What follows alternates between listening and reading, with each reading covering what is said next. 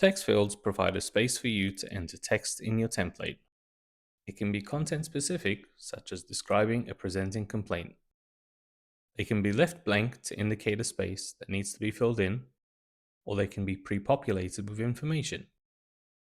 You can add a label to them to add more context to the content they contain.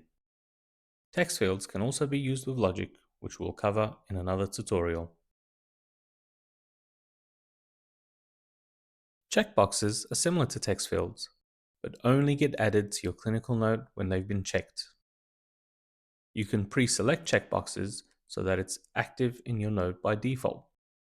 Checkboxes can also be negatively selected to add your set negative prefix before its content. They can also be used with logic.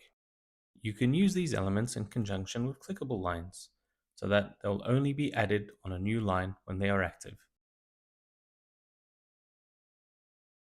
Blank inputs provide a placeholder in your template to indicate text needs to be entered in the area. They differ from text fields in that they cannot be used with logic.